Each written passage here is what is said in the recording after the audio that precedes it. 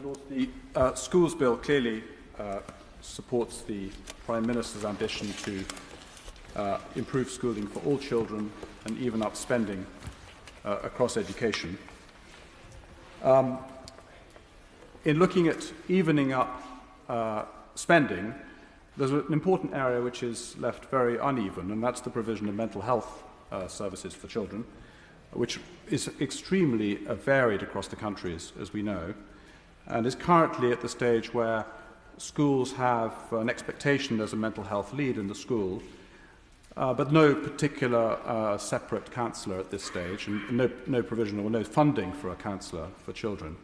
Now, every generation of school children obviously have their own challenges, but by far the biggest challenge for this generation of school children is mental health, and obviously opinions vary as to why that is the case.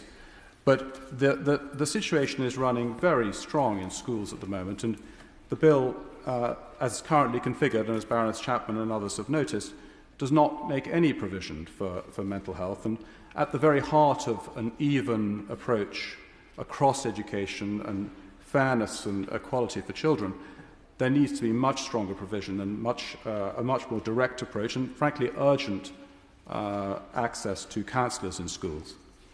The current position, as we know, is that in extreme situations children are passed across to the CAM service of the NHS, but it's completely impossible that the CAM service will have sufficient capacity, and it never will have sufficient capacity. The problem lies in schools, and the schools need more support.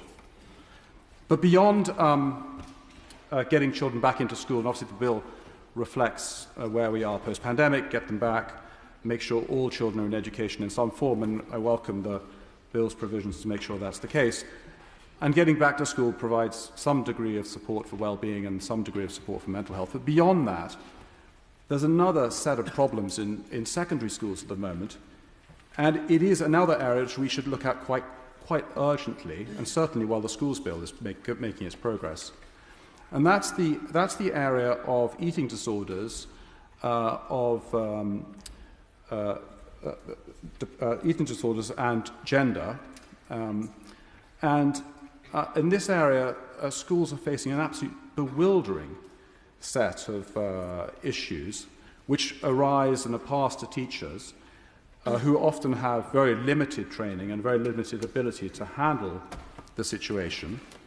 And the legal environment around this is somewhat ambiguous, despite the Education Act 96, which should provide that parents should always be involved, despite the Equality Act 2010, which should always ensure that there's a balanced discussion of difficult topics within a school environment. The legal environment is very difficult for schools, and in this position, as I say, teachers face a bewildering set of issues, and children are finding all manner of ways to make life quite difficult in the schools.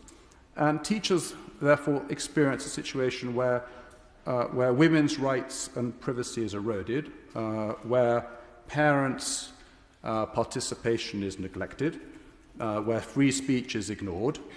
And in this environment, teachers and schools need much stronger guidance from the department and from Ofsted. So that would be another area that we might take a look at. So I do welcome the bill. I do think it's extremely important that we even up spending for all children. But in the current environment in schools, part of that would be to address mental health, and as a matter of urgency in secondary schools, and in particular to protect the needs of teenage girls, we should look very quickly and urgently at the legal environment around these gender, self-harm and the depression issues. Thank you.